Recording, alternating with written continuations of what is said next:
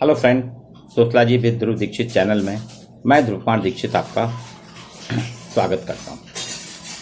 समाजशास्त्री सिद्धांतों के या समाजशास्त्री अवधारणाओं में एक है सामाजिक विनिमय सिद्धांत, सोशल एक्सचेंज थ्योरी। समाज में सामाजिक व्यवहार विनिमय के आधार पर कुछ समाजशास्त्रियों ने कहा कि समाज में जो सामाजिक संबंध या सामाजिक व्यवहार होते हैं उसमें विनिमय एक्सचेंज महत्वपूर्ण है और ये आदिम काल से लगातार होता है। जब मुद्रा का चलन नहीं था तब भी होता है विनिमय। दुनिया को लोगों ने एक बाजार माना है और उसके तहत कहते हैं बाजार में डायरेक्ट या इनडायरेक्ट हर वस्तु बिकाऊ होती है।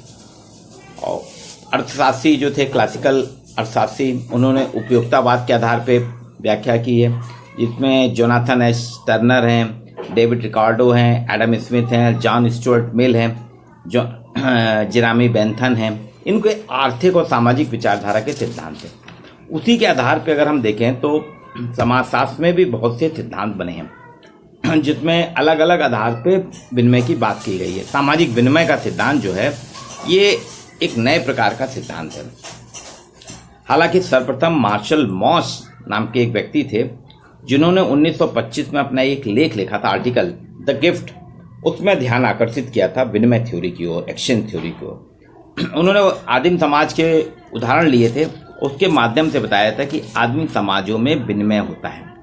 वो कहते हैं वहाँ विनिमय का आधार आर्थिक नहीं होता, इकोनॉमिक नहीं होता। ये विभिन्न घटनाओं में पारस्परिक भेंट देते हैं, वस्तुएं देते हैं। आर्थिक लेन देन की अपेक्षा पूर्णतः से एक सामाजिक प्रघटना समझना चाहिए, सोशल इवेंट्स के रूप में उन्होंने कहा। मॉस ने सबसे पहले बताया था कि जनजाति समाजों में विनिमय एक्सचेंज की प्रक्रिया बहुत पहले से है। उसमें विनिमय पैसे या आर्थिक आधार पे नहीं होते। वो कहते हैं उसमें दायित्व होता है, रिस्पॉन्सिबिलिटी होती है। वहाँ एक्सचेंज जो होता है एक रिस्पॉन्सिबिलिटी के आधार पे होता है। और आधुनिक अर्थव्यवस्था में क्या होता है, लेन देन चेन सिलेक्शन पे होता है। जैसे मैंने ये पेन खरीदा, इस पेन की कीमत जो है 20 रुपये, एक और पेन है उसकी कीमत है 5 रुपये। तो मैं 5 रुपये 20 रुपये के बीच में पेन का सिलेक्शन करता हूँ, चयन करता हूँ। तो उसके आधार पे उस पर एक्सचेंज होता है। दुकानदार मेरे को कीमत बताता है, इस पेन की ये कीमत है, मैं इसमें देता हूँ। और जनजाति समाज में जब वो किसी के साथ करते हैं तो वो दायित्व रहता है, रिस्पॉन्सिबिलिटी। जैसे किसी क्या मैरिज हुई तो मैरिज में सभी गांव के लोग इकट्ठे जब होते हैं तो वो कहते हैं हम आपके यहाँ जो गिफ्ट दे रहे हैं, आपको जो कुछ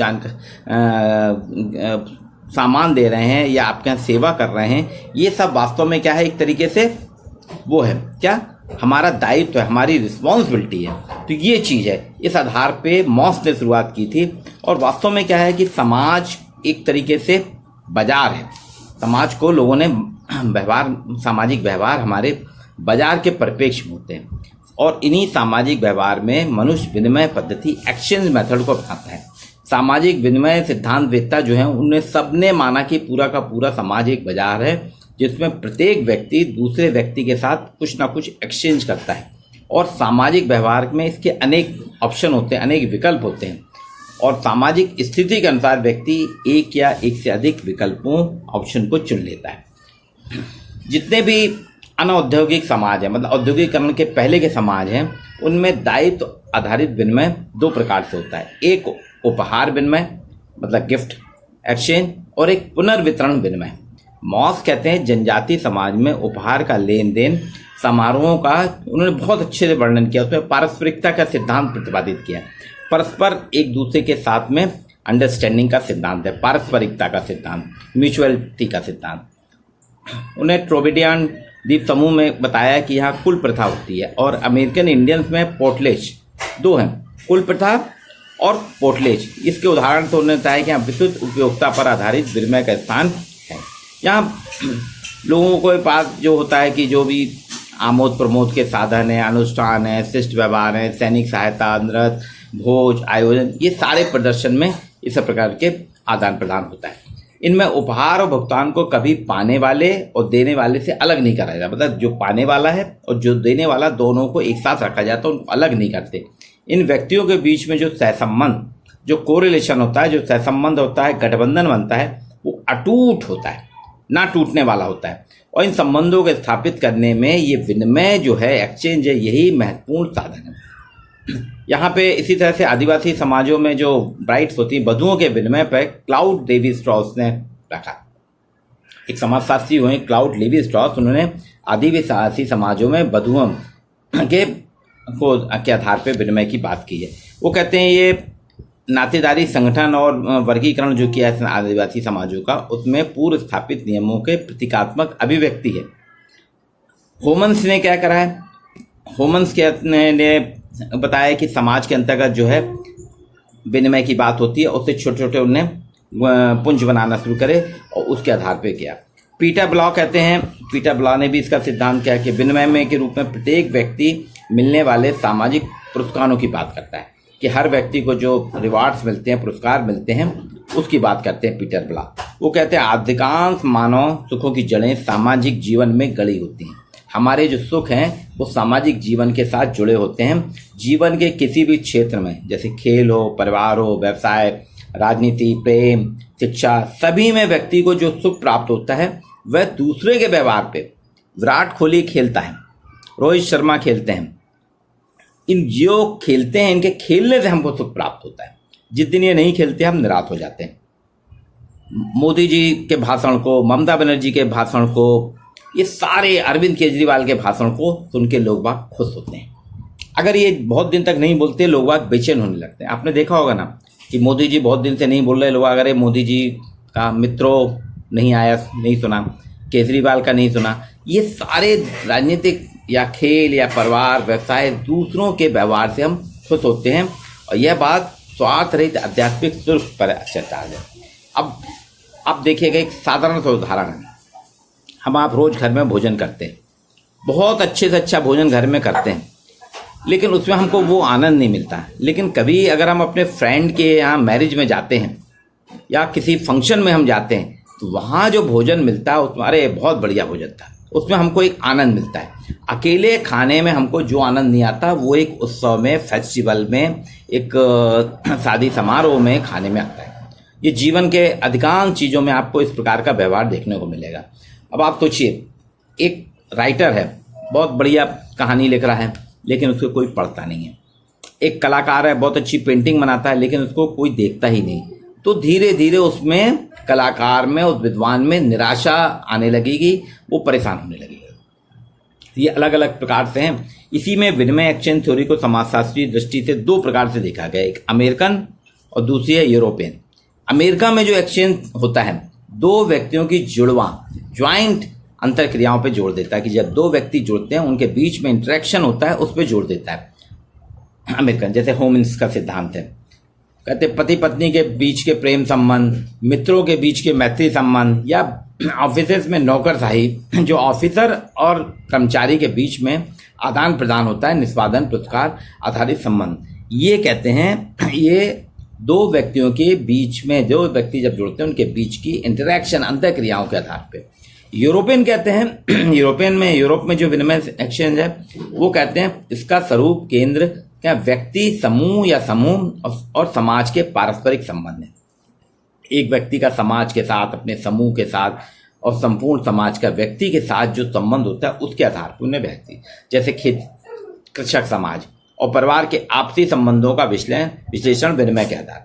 परिवार में माता पिता, भाई बहन सब एक दूसरे का सहयोग करते हैं, तो अपेक्षा रहती ना, पिता को अपने बेटों से अपेक्षा रहती है, बेटों को अपने पिता से अपेक्षा रहती है, माँ को अपनी बेटी से रहती है, बेटी को अपने भाई को अपने बहन से, बहन को अपने भाई से, बेटियों को अपने पिता से। ये इनके बीच में।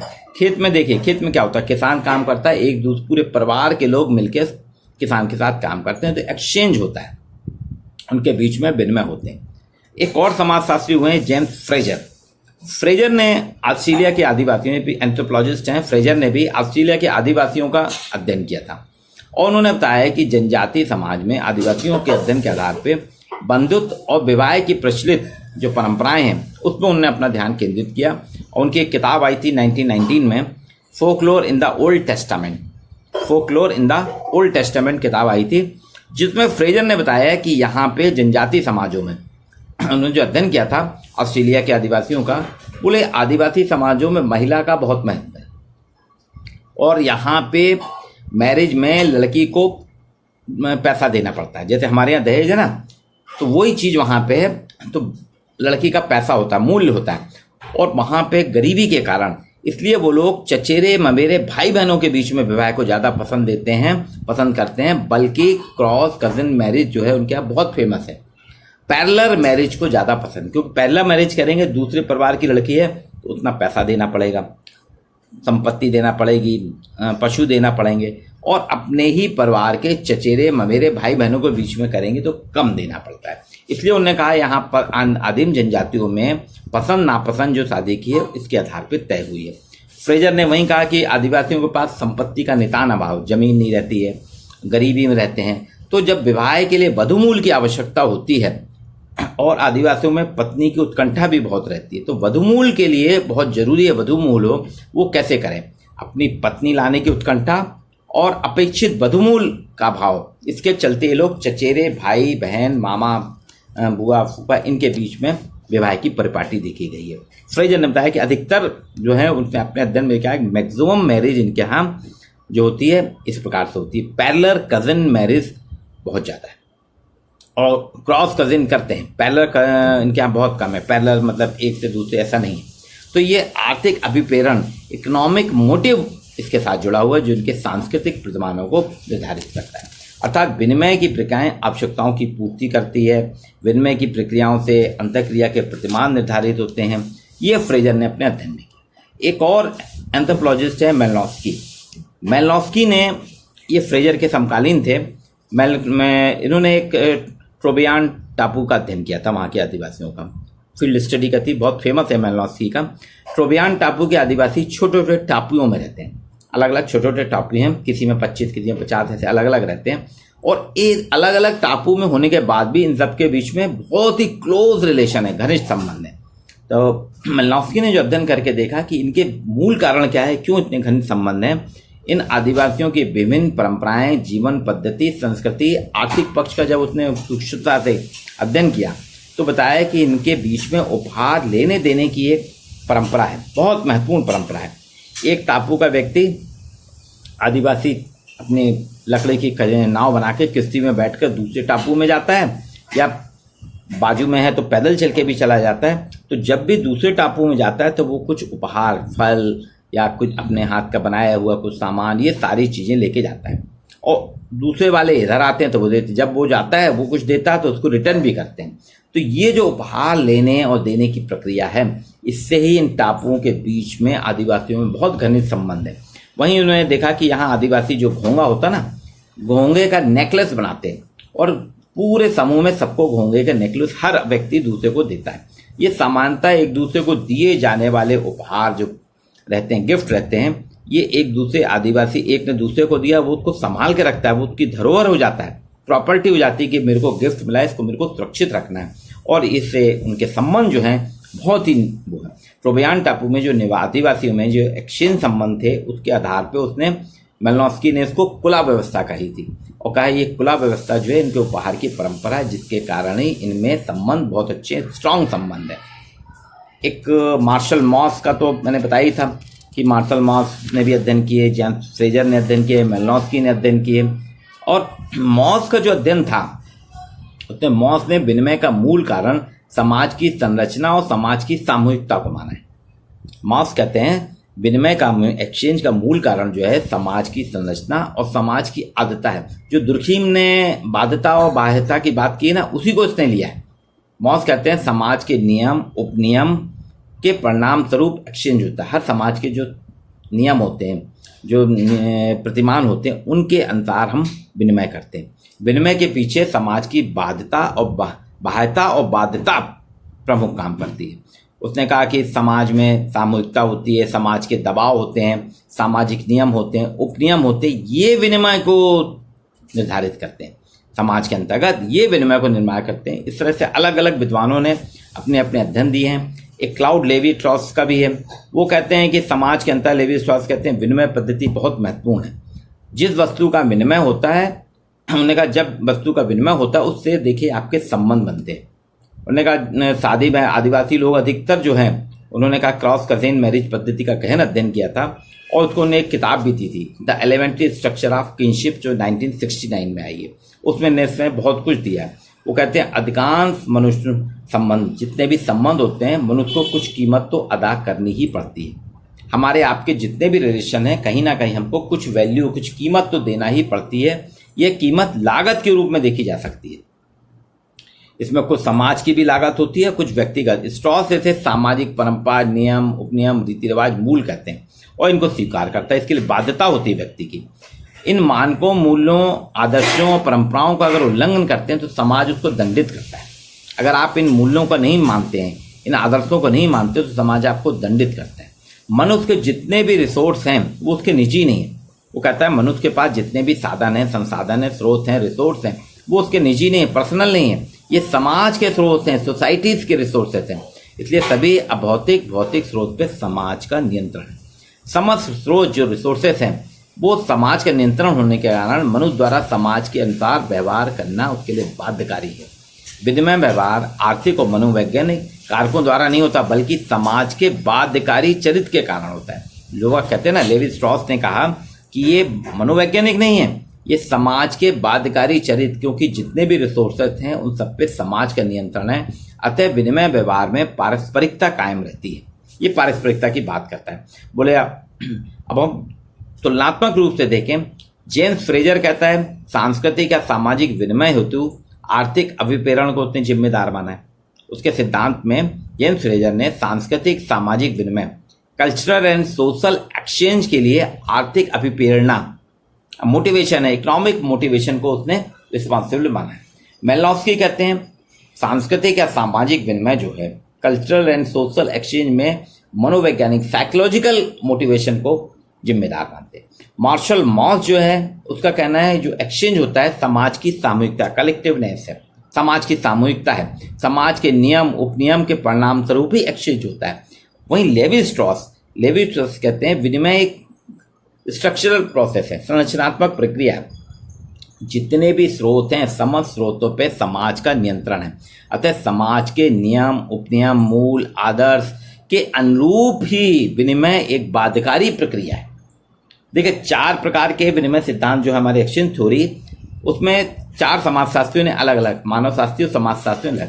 मॉस कहते हैं, मार्शल मॉस ने कहा कि ये समाज के नियम जो हैं समाज की सामूहिकता के कारण होता है। लेवी स्ट्रॉस कहते हैं समाज का नियंत्रण सारे रिसोर्सेस पे होता है तो बाध्यकारी हो जाता है। मेलनॉस्की कहते हैं एक साइकोलॉजिकल है, मनोवैज्ञानिक है, मनोवैज्ञानिक अभिप्रेरणा। जेम्स फ्रेजर कहते हैं इसमें आर्थिक अभिप्रेरणा, इकोनॉमिक मोटिवेशन महत्वपूर्ण।